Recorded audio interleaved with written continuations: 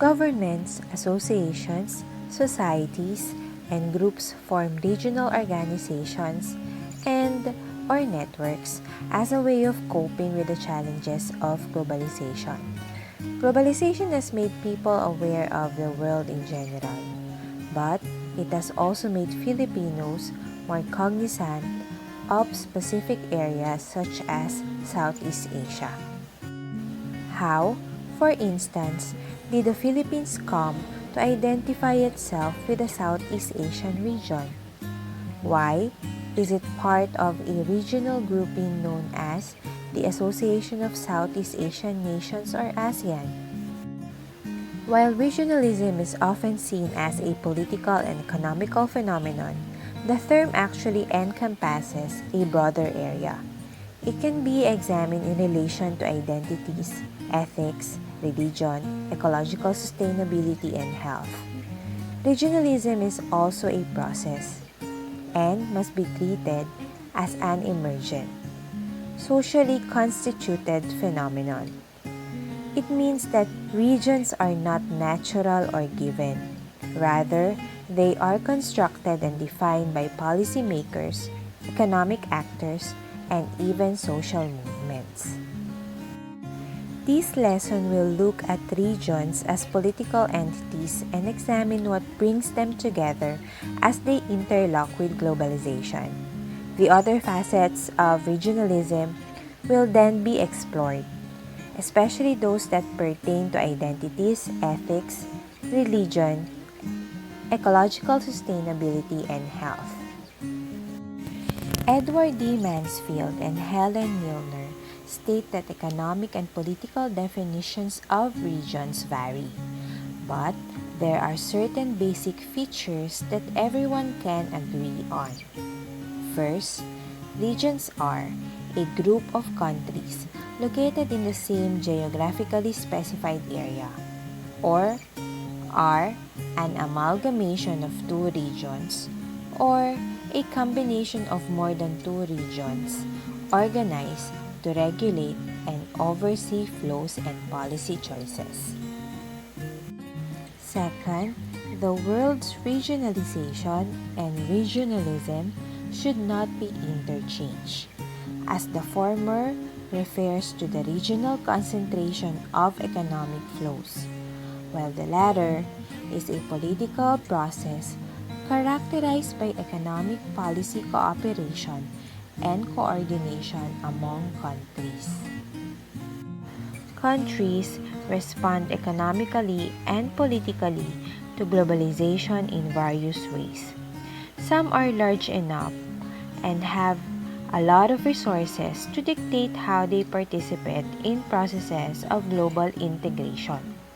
China, for example, offers its cheap and huge workforce to attract foreign businesses and expand trade with countries it once considered its enemies, but now sees as markets for its goods. Other countries make up for their small size by taking advantage of their strategic location. Singapore and Switzerland compensate for their lack of resources by turning themselves into financial and banking hubs. Countries form regional associations for several reasons. One is for military defense.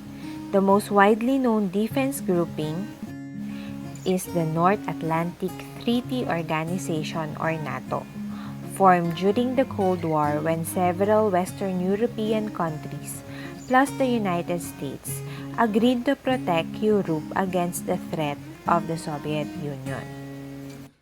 Countries also form regional organizations to pool their resources, get better returns for their exports, as well as expand their leverage against trading partners.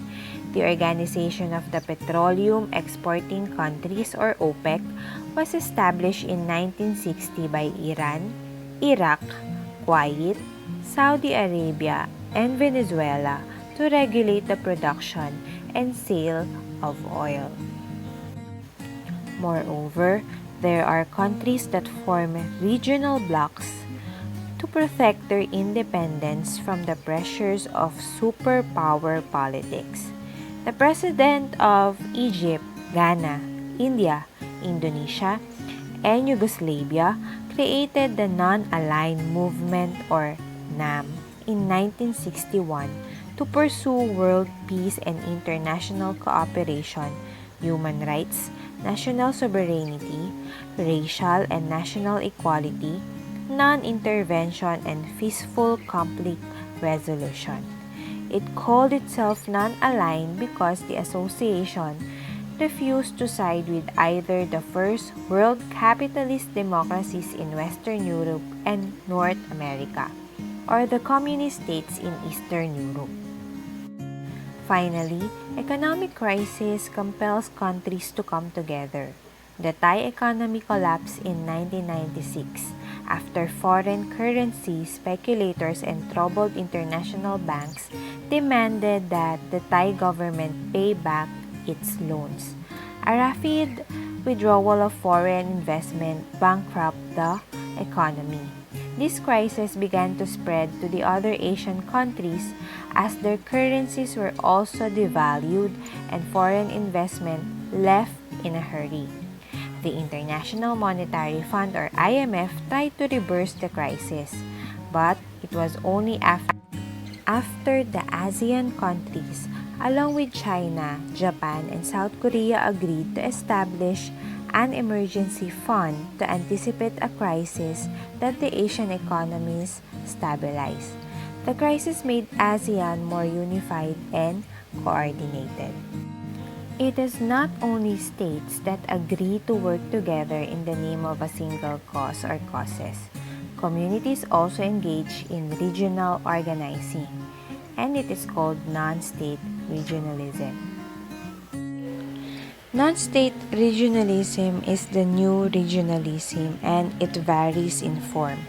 They can be tiny associations that include no more than a few actors and focus on a single issue, or huge continental unions that address a multitude of common problems from territorial defense to food security.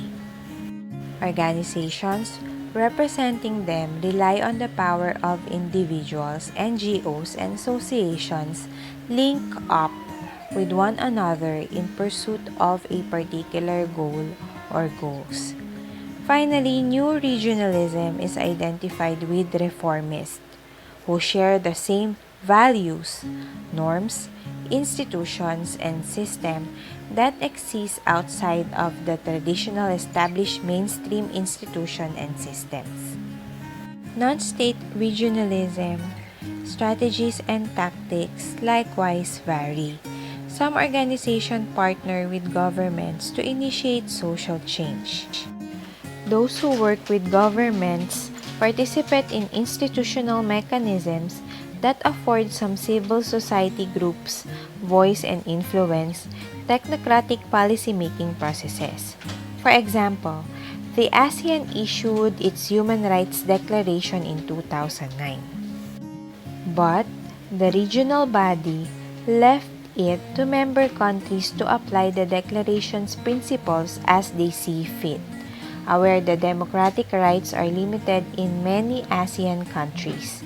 New regionalism organizations use this official declaration to pressure these governments to pass laws and regulations that protect and promote human rights.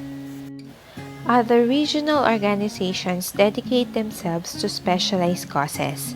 Activists across Central and South America established the Rainforest Foundation to protect indigenous peoples and the forests in Brazil, Guyana, Panama, and Peru.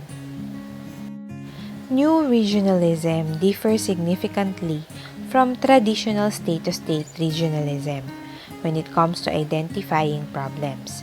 For example, states treat poverty or environmental degradation as technical or economic issues that can be resolved by refining existing programs of state agencies, making minor changes in economic policies, and creating new offices that address these issues. However, new regionalism advocates such as the NGO Global Forum see these issues as reflection of flawed economic development and environmental models.